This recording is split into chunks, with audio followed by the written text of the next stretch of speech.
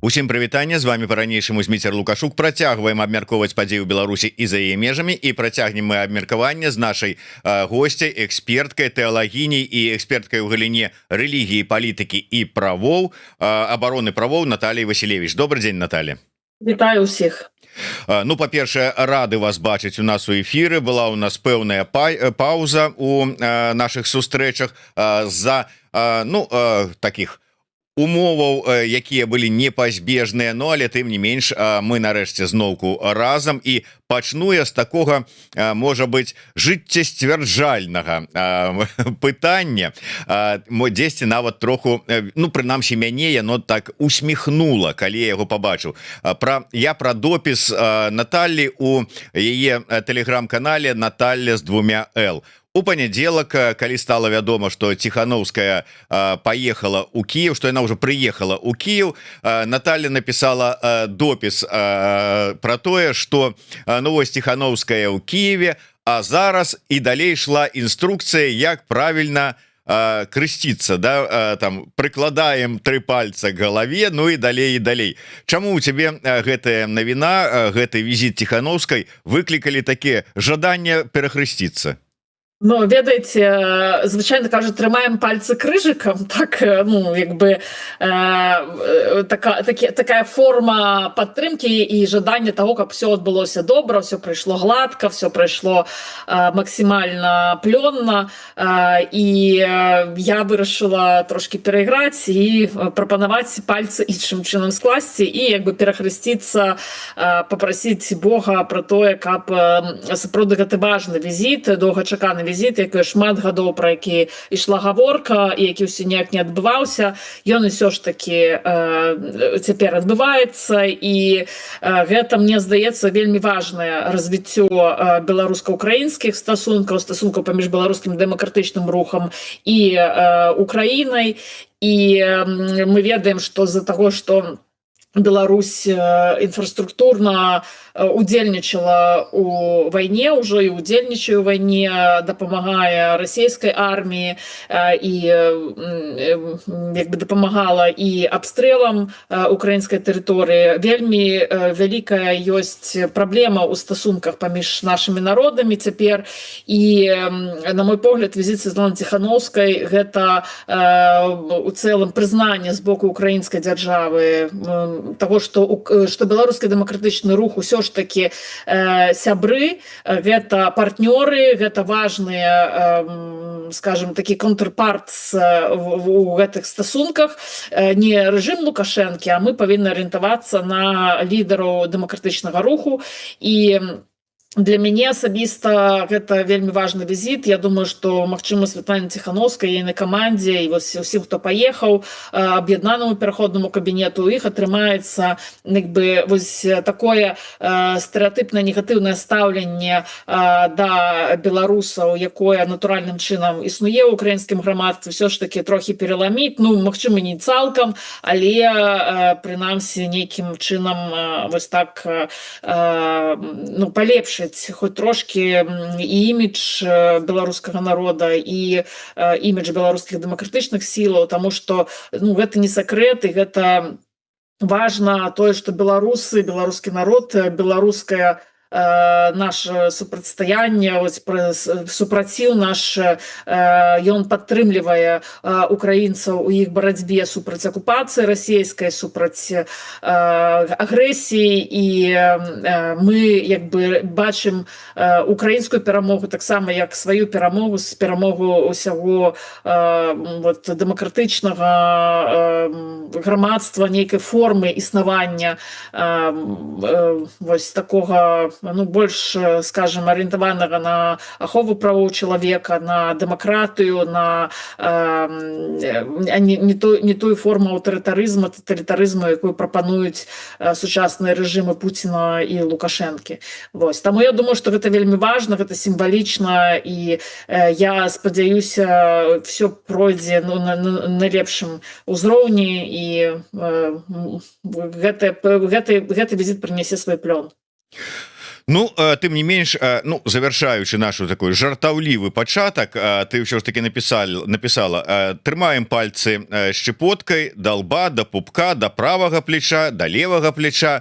Вот я як чалавек, які ну час ад часу заходзіць у касцёл, ну как бы думаю, што ж мне рабіць у этой ситуации? Ну так, разумеется, тут было цяжка, но паколькі я вот покажу вам свою руку, я пакутавала тут некалькі дзён, я не могла скласці пальцы, потому что ну, мне просто не складаліся. Таму гэта было таксама для мяне такая форма вот пераадолення маёй траўмы, скажем, якая мяне некалькі тыдняў хвалявала. Вот я нарэшце змагла складаць пальцы вось таким чынам і вельмі з гэтага цешу.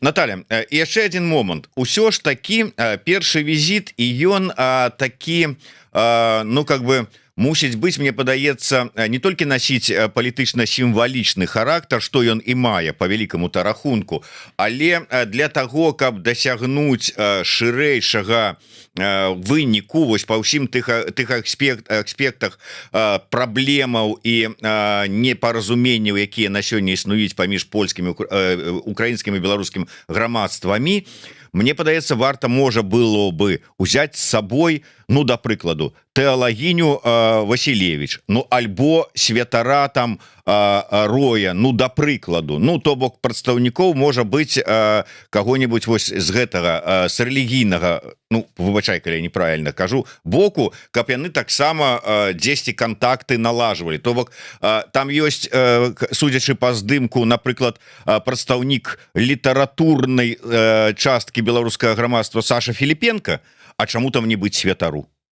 Ну, ведаеце, гэта вельмі далікатная сітуацыя в Украіне з рэлігійнымі супольнасцямі, з рэлігійнымі супрацьстаяннямі, якое ўнутры украінскага грамадства адбываецца. Насамрэч, я павінна была быць в Украіне ў гэтыя дні і па сваіх рэлігійных справах, і гэтыя справы тычыліся удзелу у семінары такой арганізацыі, як «Дыялог у дзеі». Гэтая арганізацыя працуе над аднаўленнем гэтых кантактаў паміж рознымі цэрквамі і разумення, будавання гэтага разумення, будавання рэлігійных супольнасцяў для будучага Украіны.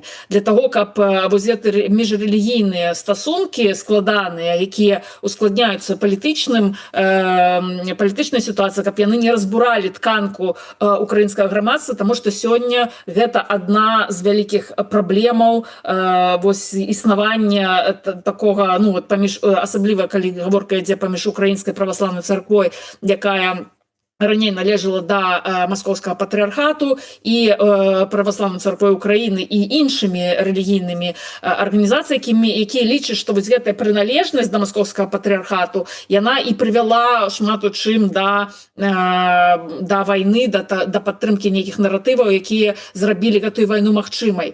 І мне здаецца, што ну ўсё ж такі ў Беларусі сітуацыя істотна адрозніваецца ад украінскай сітуацыі, але ну я па ідэі там і павінна была быць, ну, па сваіх, скажем так. У мяне ёсць добрыя кантакты і з украінскай праваслаўнай царквой, і з праваслаўнай царквой Украіны, і з іншымі рэлігійнымі арганізацыямі ў межах экуменічнага руху. Мы вельмі актыўна працуем з гэтымі прадстаўнікамі гэтых арганізацый, і пэўная, скажем, ну, сітуацыя такая, што ну, я не ведаю, ну, хто з рэлігійных дзеячаў беларускіх, да, мае доступ да усіх рэлігійных арганізацый, як я. Я маю на ўвазе пра Украіну, калі гаворка ідзе. Я думаю, што ў мяне ёсць у пэўных колах там і пэўная павага, але ўсё ж такі я б не стала вельмі актыўна гэтае пытанне зараз падымаць, таму што пытанне вельмі далікатнае. І любое слово неправільнае, любой нейкі ухіл у нейкі бок, ён можа прывесці да сур'ёзных наступстваў. Беручы пад увагу сітуацыю ўнутры Беларусі, вось таму я думаю, што вельмі нават добра, што як бы такой нейкай фігуры адной як прадстаўніцы рэлігійных рэлігійнай супольнасці Беларусі не было, таму што заўсёды любая фігура, яна ў прынцыпе нават я цягнуць нейкія, нават я так конечно себе пахваліла, цягнуць за сабой пэўны свой досвед, пэўныя свае нейкія меркаванні, пэўны свае падыходы, і гэта не наша як бы задача зараз в гэтым працэсе удзельнічаць. І насамрэч, я не змагла паехаць просто па прычыне таго, што атрыманне вось гэтых візаў для людзей з Беларусі, гэта даволі складаная працэдура, асабліва калі ты там знаходзішся ў трэцяй краіне, гэта ўсё як бы вельмі складана арганізаваць, таму лагістычна для мяне гэта было цяжка ў дадзены момант. Я была в Украіне, у мяне ёсць нават і як бы дакументы, якія пацвярджаюць там нейкі мой статус з боку украінскіх уладаў, але я была ў 2023 годзе, я пастаянна онлайн там прысутнічаю, мяне запрашаюць праводзіць нейкія лекцыі, заняткі па рэлігійнай дыпламатыі, напрыклад, для супрацоўнікаў, у тым ліку украінскіх розных органаў, таму як бы супраца гэтая ідзе, супраца гэтая важная, хрысціянская візія вельмі шмат супрацоўнічае з рознымі актарамі, і мы арыентуемся, наша пазіцыя, мы ў першую чаргу арыентуемся на такія дыялогавыя пляцоўкі, хаця гэтае слово у Беларусі яно мае там сваё значэнне, але гэтыя пляцоўкі, якія бачаць трошки далей за супрацьстаянне, якое ўнутранае адбываецца сёння ў рэлігійнай сферы в Украіне, якія спрабуюць збудаваць гэтай платформы, дзе людзі змогуць сустракацца, абмяркоўваць пытанні, пазбывацца стэрэатыпаў адзін пра аднаго і шукаць для будучага украінскага грамадства такой формы суіснавання, дзе заснаваны на свабодзе рэлігіі, заснаваны на павазе да адзін да аднаго, да чалавечай годнасці, да такіх нейкіх перакананняў, якія, можа, не заўсёды камусьці падабаюцца з таго ці іншага боку. Але яны не перакрочваюць гэтую мяжу,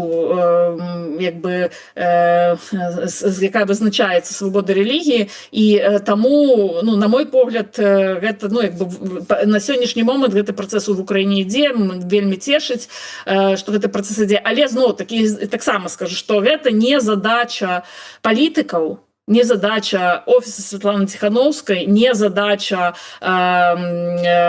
аб'яднанага пераходнага кабінета нейкім чынам уключацца ў працэсы, якія звязаны з рэлігіяй. Наколькі я памятаю, сама Святлана Ціхановская рабіла заявы яшчэ ў 2020 годзе пра тое, на якіх прынцыпах узаемадзейнічае беларускія дэмакратычныя сілы, на якіх падставах, на якіх прынцыпах. І гэта прынцып свабоды рэлігіі, гэта прынцып невыкарыстання рэлігіі для палітычных мэтаў. І гэта вельмі важны прынцып. Я вельмі шаную тое, што Святлана Ціхановская не паддаецца гэтай спакусе, таму што насамрэч палітыкі, яны вельмі б хацелі заўсёды выкарыстоўваць любы рэсурс, любы мабілізацыйны рэсурс, любы легітымацыйны рэсурс. Але Святлана Ціхановская ўсё ж такі устрымліваецца ад таго, каб гэты рэсурс яна бачыць важнасць рэлігійных супольнасцяў, але не спрабуе пэўным чынам. У нее, напрыклад, няма, ёсць міністэрства па сацыяльных пытаннях, умоўна кажучы, міністэрства прадстаўнікі па розных пытаннях, але па рэлігіі у яе прадстаўніка няма, і гэта, на мой погляд, вельмі здаровы падыход. Не павінна быць падобных чыноўнікаў, скажем так, якія ажыццяўлялі нейкую палітыку у галіне рэлігійнай супольнасці. Гэта інакш ператвараецца на нейкага паўнаважнага па справах рэлігіяў, падобна як у лукашэнкаўскім урадзе гэта дзейнічае. Аднак такі кантрольны орган, які сапраўды арыентаваны на тое, каб гэта выкарыстоўваць, інструменталізаваць, нават рабіць нейкай зброяй. Таму гэтая дыстанцыя паважлівая дыстанцыя, якую Святлана Ціхановская мае да рэлігійных супольнасцяў у Беларусі, яна вельмі здаровая дыстанцыя. І я спадзяюся, што ў будучай дэмакратычнай Беларусі ўсё ж такі не будзе вось гэтай інструменталізацыі. Мы, дарэчы, можам далей працягнуць пра вот Франкліна Грэма, да, як бы візіт, які ўжо некалькі часу таму адбыўся, але мы паколькі не сустракаліся, не змаглі яго абмеркаваць своечасова. Вось, каб не было таких ситуаций, як узнікла у Беларусі з візітам вот апошнім Франкліна Грэма, каб не было жадання вот неяк пажывіцца за кошт рэлігійных арганізацый, альбо нешта ім навязаць, неякіх пэўным чынам пракантраляваць, альбо наадварот там выкарыстаць, паставіць на першы шэраг, вот, не садзіць Святлана Ціхановская у сваё беларускае народнае сабранне, да, не садзіць у прэзідыум прадстаўнікоў рэлігійных арганізацый, каб яны там як весельныя каралі сядзелі і нешта там вот і на падтанцоўках у яе там выступалі. Вот. Я думаю, што гэты працэс павінен ісці на іншым узроўні. Вот. І мы гэты працэс все ж таки вядзем, і я не магу сказаць, што гэты парадак дня адсутнічае у нас, як у хрысціянскай візе ці там у іншых супольнасцяў рэлігійных у Беларусі. Ну вось, як я слушна адзначыў на пачатку, і я сябе пахваліў, бачыце, слушна адзначыў, як ад Наталлі панабраўся, якая сама сябе пахваліла. Ну правильно, дык а хто яшчэ, калі не мы самі будзем сябе, как бы так сказать, прасоўваць. Наталя, ўсё ж таки вы у нас і палітолог у тым ліку.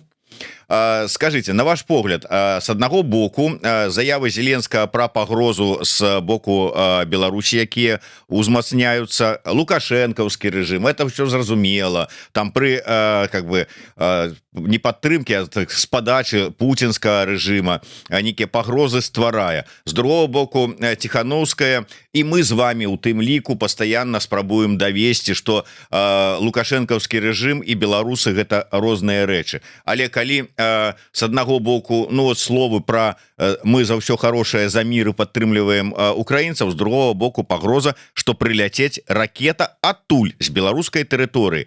Наколькі яно ўсё ж таки спрацуе гэты візіт, каб дапамагчы украінскаму грамадству, не палітыкаму, не істэблішменту, не экспертам, а грамадству ўсё ж таки прыйсці да высновы, што трэба раздзяляць, трэба падзяляць, беларусы гэта не Лукашенко і не яго рэжым.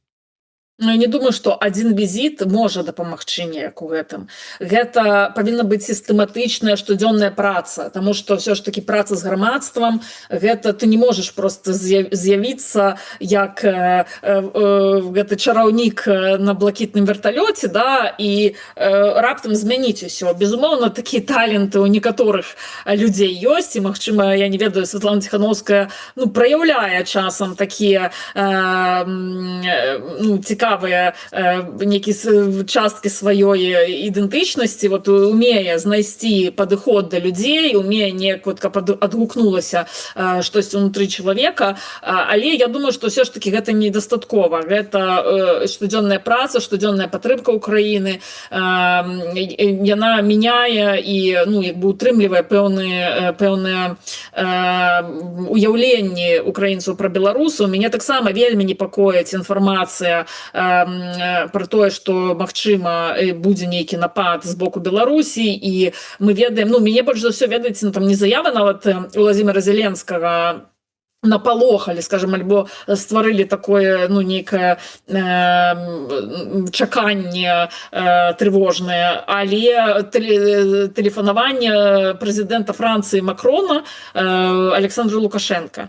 То бок, калі ўжо Макрон вырашыў званіць Лукашенко, значыць, як бы сітуацыя дасягнула тых рызыкаў, калі, як бы яе не могуць не заўважаць і не могуць не ўмешвацца ў гэтую сітуацыю. Я спадзяюся, што безумоўна гэтага не будзе, але ну я не ведаю, што мы можам зрабіць рэалістычна на сённяшні дзень. Мы як дэмакратычнае грамадства, якія абсалютна ніяк не кантралюем тое, што адбываецца ўнутры Беларусі, мы не можам вызваліць сваіх палітвязняў, мы не можам ніяк паўплываць на прыняцце рашэнню Лукашенко. Ну калі паставіць з аднаго боку беларускае дэмакратычнае грамадства, а з іншага боку паставіць рэжым Пуціна, то ва ўплыве на Лукашенко рэжым Пуціна выйграе, таму што ён кантралюе, ён трымае, скажем так, гэты рэжым Лукашенко за вельмі далікатныя месцы, скажем так, і можа змусіць дзейнічаць нават супраць уласных інтарэсаў рэжыму Лукашэнкі, таму што гэта не ў інтарэсах, нават беручы пад увагу усе той тэрор, які зараз адбываецца ў Беларусі супраць грамадства з боку рэжыма, уціск, які працягваецца, які ўзмацняецца, і здаецца, там кагосьці вызвалілі, тут новая хваля нейкая пачынаецца гэтага тэрору пастаяннага і росту страха ў грамадстве. Нягледзячы на ўсё гэта, не ў інтарэсах рэжыма Лукашэнкі на сённяшні момант уваходзіць в Украіну і нейкім чынам там удзельнічаць, таму што для рэжыма Лукашэнкі гэта можа стаць канцом, і гэта можа наблізіць канец гэтага рэжыма. Але пры гэтым ціск з боку уладаў Расіі, ты маніпуляцыі, ты пагрозы, якія з боку рэжыма Пуціна у бок Лукашэнкі ажыццяўляюцца, яны сур'ёзныя, і яны могуць даць такі вынік, што Лукашенко пойдзе на гэтае самагубства і ўцягне Беларусь і беларусаў у гэтае страшнае дзеянне, у агрэсію, зробіць іх сапраўды суагрэсарамі і прывядзе да страшных наступстваў, да трагедыяў і для украінскага народу, і для беларускага народу.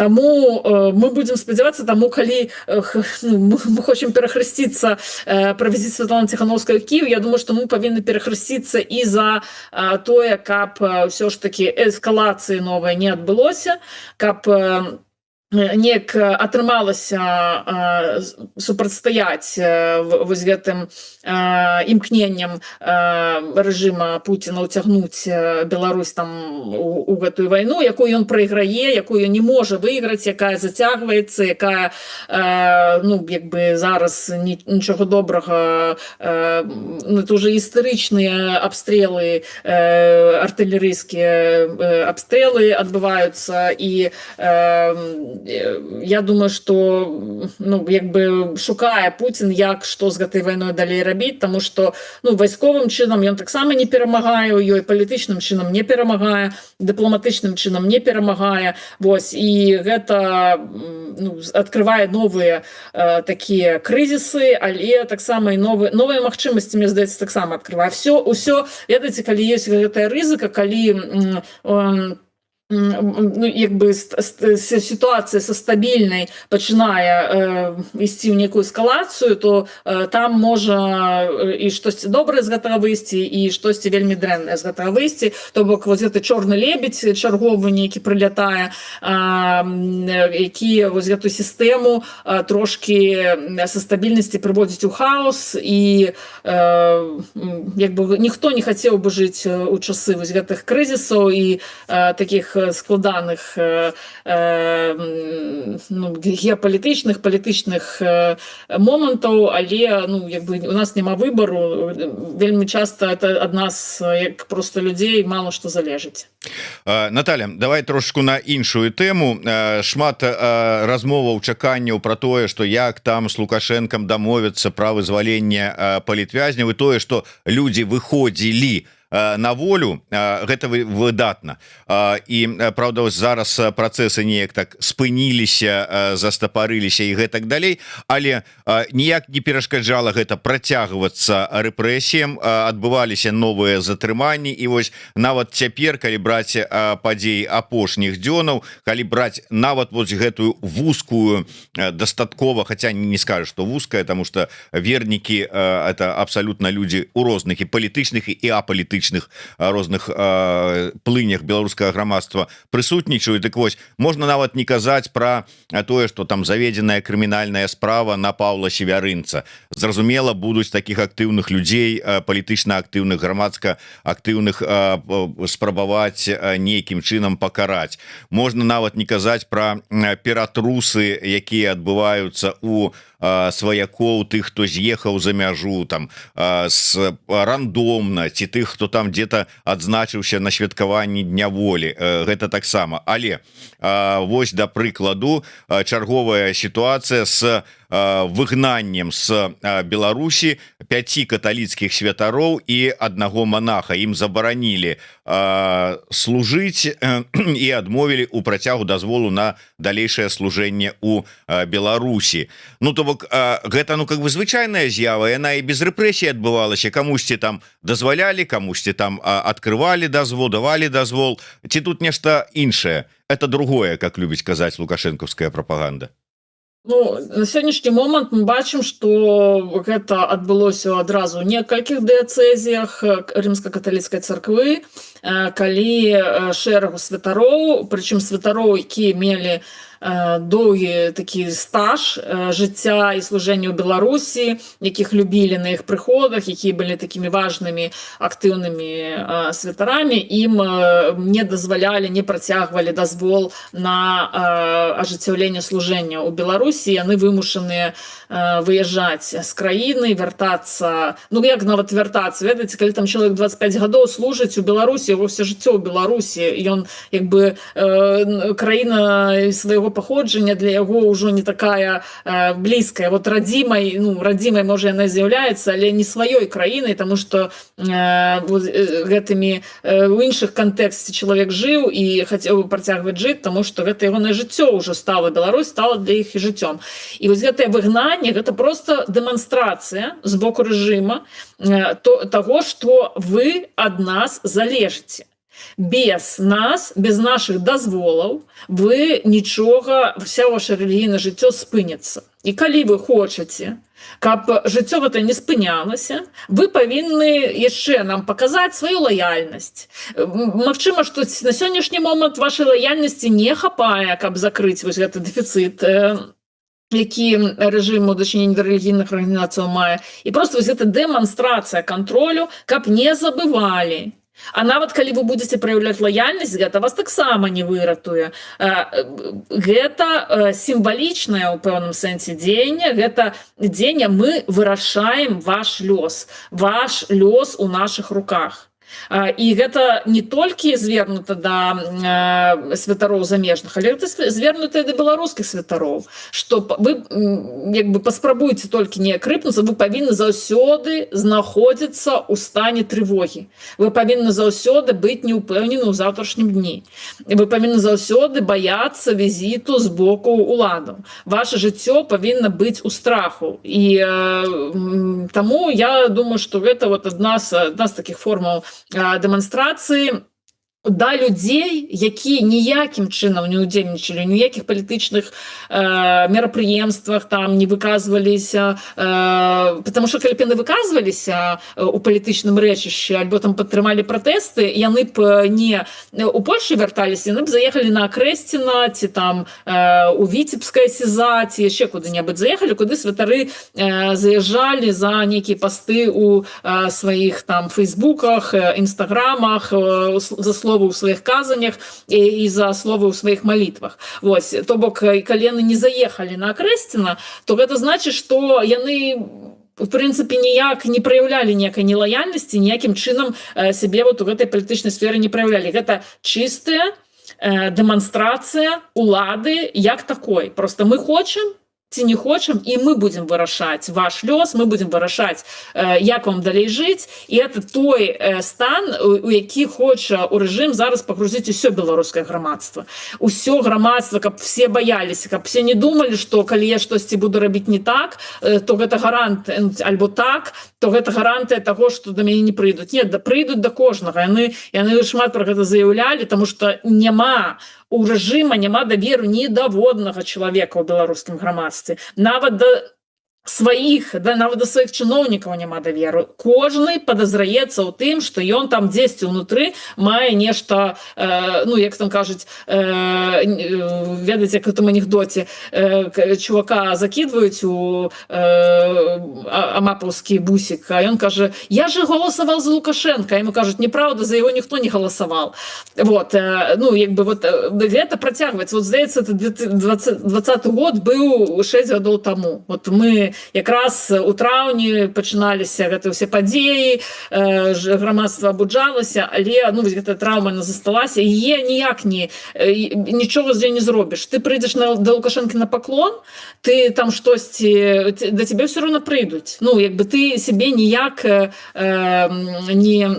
ніякімі падзякамі Лукашэнку, ніякімі там рэверансамі да Лукашэнкі ты не атрымаеш нейкай, можа, часовую палёгку ты атрымаеш, але потым табе прылеціць яшчэ больш. Бо сістэма не мяняецца, сістэма заснаваная на страху, на рэпрэсіях, на уціску. Всё, гэта факт. І з гэтым фактам трэба, з яго трэба заходзіць і разумець, што ніякі там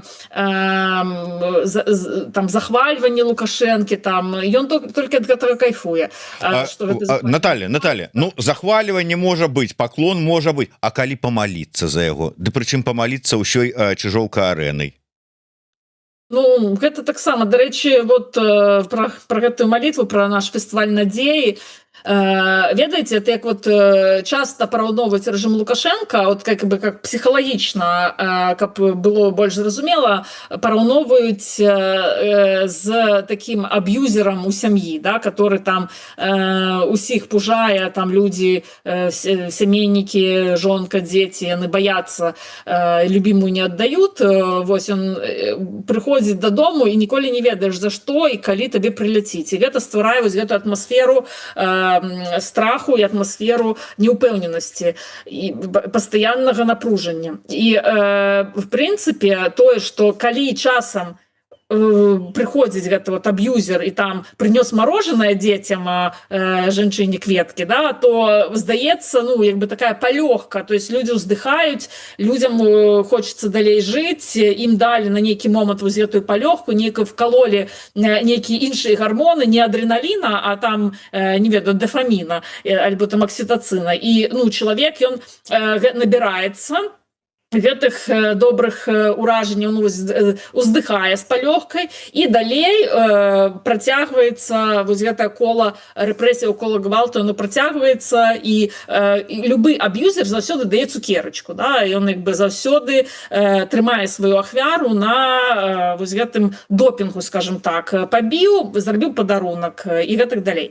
Таму гэта для пратэстантаў дазвол правядзення на чыжоўка-арэне гэтага мерапрыемства, гэта, безумоўна, адна з такіх цукерачак, якую проста часова вырашылі даць з нейкіх сваіх мэтаў, геапалітычных мэтаў. І для супольнасці пратэстанцкай гэта была вельмі важная падзея. Гэта была магчымасць мабілізавацца ўсім, паказаць, што яны ёсць, адчуць сябе, пабачыць. Ведаеце, як у 20-м годзе беларусы пабачылі, што яны ёсць, і што яны беларусы, і што іх шмат, і што яны жывуць адным нейкім дыханнем, адным такім подыхам, адным грук сэрца ў іх сінхронны, то зараз для пратэстантаў это была вельмі важная магчымасць адчуць, што іх шмат, што яны уяўляюць сябе сілу, што яны могуць зрабіць нешта прыгожае, таму што сапраўды песні, якія спяваліся, гэта было вельмі прыгожа. Хаця, ведаеце, у той жа дзень, напрыклад, была навіна, што на Батэ гуляла там з кімсьці ў футбол, і там прыйшло 27 000 чалавек, ці нешта такого кшталту, у 2 разы больш, чым гэтых пратэстантаў было заўзятараў, балельшчыкаў. на футбольным поле. То бок это не такие вялікія лічбы, это нам здаецца, у нас просто паколькі ўсё забаронена, ніхто нідзе не збіраецца, больш за 3 не збірацца, да, вот гэтыя лічбы там 15 000, гэта здаецца, ну просто нейкая касмічная лічба. Але што адбылося? Сапраўды пратэстанты, яны прадэманстравалі сабе, яны зноў набылі вось гэтую сваю некую такую ўласную годнасць, неяк зноў успомнілі пра тое, што свабода бывае, што хоць у нейкіх абмежаваных колах яна бывае. Я думаю, што калі яны збіраліся без Грэма, пастора Грэма, так, яны б не маліліся за Лукашэнку. Іх прымусіў вось гэты амерыканскі прапаведнік, які прыехаў, ён прымусіў іх памаліцца за Лукашенко. Ён сказаў ім, у Бібліі напісана «Маліцеся за ўлады», так што все зараз устаньце, і вы памоліцеся за Лукашенку, хто за Расіяй прыехаў, памоліцца за Пуціна, а я памалюся за Трампа. Ён, конечно, хітренькі, ему там за Трампа ён-то памоліцца, а астатніх ён прымусіў за Лукашенку маліцца. А мне цікава, от калі б ён сказаў, а калі тут з Ірана хто-небудзь, давайте памолімся за аятолу. Таксама ж улада, таксама, ну вот что-то за аятолу ён, як бы, напэўна, б не стаў маліцца, паколькі ягоны прэзідэнт Трамп зараз знаходзіцца таксама ў стане вайны з іранскімі ўладамі. Вось. Але Лукашенко і Пуцін, адпаведна, для вось гэтага прэзідэнта Трампа, за якога маліўся Франклін Грэм, гэта як бы партнёры, такія важныя геапалітычныя партнёры, з якімі Трамп будуе стасункі даверу і такой узаемнай павагі.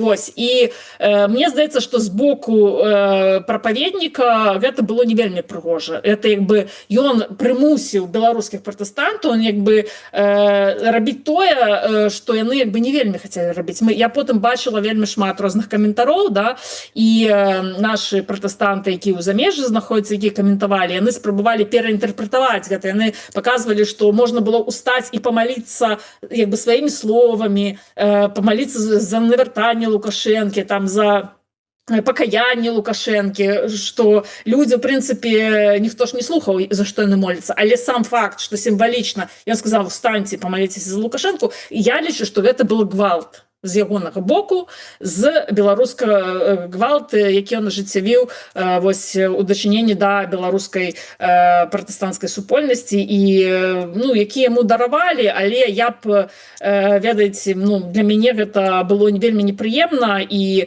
я лічу, што чалавек, які прыехаў з вольнага свету, і які можа сабе дазволіць шмат, вось, ён як бы непрыгожа сябе ў гэтай сітуацыі праявіў. Далей, ведаеце, там была Грета Ван Састерен, жонка Джона Колла, якога мы заўсёды чакаем прыезда, таму што з ягоным прыездам асацыюецца вызваленне палітычных зняволеных.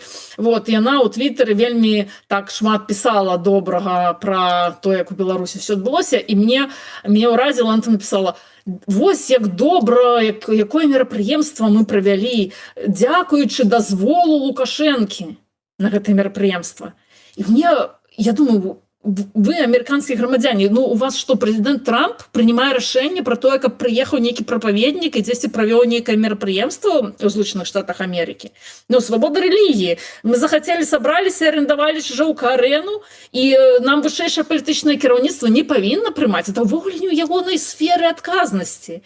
Гэта, ну, звычайнае мерапрыемства, якое там прыватнае ў пэўным сэнсе мерапрыемства, якое праводзіць вот рэлігійная супольнасць, і на каго хоча запросіла, каго хоча не запросіла, якую захацела праграму там зрабіла, якія песні. Это не павінна быць нейкім такім маштабным мерапрыемствам, што гістарычным мерапрыемствам. Да вот у Нямецчыне якраз у тыя ж дні быў каталікінтаг, такі фестываль для каталікоў. 75 000 чалавек. Ну, ніхто не кажа, ой, 75 000 чалавек, кожны год праходзіць. Ну, там, Кірхентаг, каталікінтаг, кожны год праходзіць, столько людзей збірае, і ніхто не, ну, да, і не піша, дзякуючы дазволу Мерца адбыўся. Да, не, ну, Мерц туды сам прыязджае для того, каб паказаць рэспект каталікам, сказаць, вы важныя для нашай краіны, дзякуй, што вы мяне запрасілі, і дзякуй, што я магу тут нешта сказаць, неяк выступіць па тэме вашай канферэнцыі, вот вашых подыумаў. Прэзідэнт бундеспрэзідэнт, федэральны прэзідэнт Штайнмайер пастаянна ўдзельнічае у такіх мерапрыемствах, і ён лічыць за гонар, што яго запрасілі на гэтае мерапрыемства, разумееце? Вот, і гэта нам проста паказвае, што сам факт таго, што на такое мерапрыемства патрэбен дазвол, ужо сведчыць пра тое, што ненармальныя стасункі паміж уладамі і паміж рэлігійнай супольнасцю. Асабліва на фоне того, што шмат даволі вось таких адзінак пратэстанцкіх цэркваў не прайшлі перарэгістрацыю. Вот. Ну і вось гэтае адчуванне годнасці было, як мне падаецца, на фоне того, што ну а тых вот как бы улады пакаралі, забаранілі, пасадзілі ці яшчэ што, а нечага было высоўвацца і крытыкаваць улады. Ну, на самой справе, мне здаецца, што цяпер вот гэтыя рэпрэсіі цяперашняга ўзроўню, да, калі уже які датычыцца там сваякоў, альбо там датычыцца вось гэтых рэлігійных супольнасцей, яны часта так і спрабуе ўлада іх так прэзентаваць. І ведаеце, это вельмі часто там, напрыклад, у канцлагеры нейкім ну, пра гэта расказваюць, пра тое, што вот есть калектыўная адказнасць, што адзін чалавек там з атраду нешта зробіць не такое, тады пакараюць увесь атрад, паставяць яго там на марозе стаяць там 3 гадзіны мёрзнуць. Для таго, каб вось гэтую тканку і салідарнасць унутры разбураць, для таго, каб табе здавалася, што ну, таксама ствараць нейкае такое ўражанне, вот калі я все буду рабіць правільна і калі я не буду высоўвацца, можа мяне пранясе і можа мяне не зачэпіць, і таму што вельмі цяжка жыць у пастаянным стане страху і таго, што да цябе могуць прыйсці, цябе могуць, вот у цябе ёсць царква, завтра придут, скажут, этот будынок тебе больше не належит, потому что в них ніякага права ўласнасці у Беларусі няма. Придумаюць там чего-нибудь, то тебе нават не будзе да кого звярнуцца, на ніякіх адвакатаў. Вот. І так паступова ўсіх прымусіць ну, баяцца і гэтак далей. Но не можа, психалагічна чалавек не можа в пастаянным страху жыць, потому что можна просто звяр'яцець. Таму хочется придумляць, что калі я не буду вот так рабіць, то можа мне нічога не будзе. Калі я не буду выступаць, а тыя яны пацярпелі, таму што выступалі. Такая рацыяналізацыя, такая псіхалагічная ну, абарона для чалавека, якая дазваляе яму выжываць вось у гэтай сітуацыі татальнага стрэсу. І я не ведаю, што з гэтым рабіць. Я вельмі, ну, як бы, я думаю пра гэта, што як можна дапамагчы людзям, які знаходзяцца ў Беларусі, таму што няма ніякага спосабу дапамагчы людзям, які знаходзяцца ў Беларусі. Што б ты не рабіў? Маўчыш, рэпрэсіі будуць мацней. Гаворыш пра рэпрэсіі, яны таксама будуць мацней.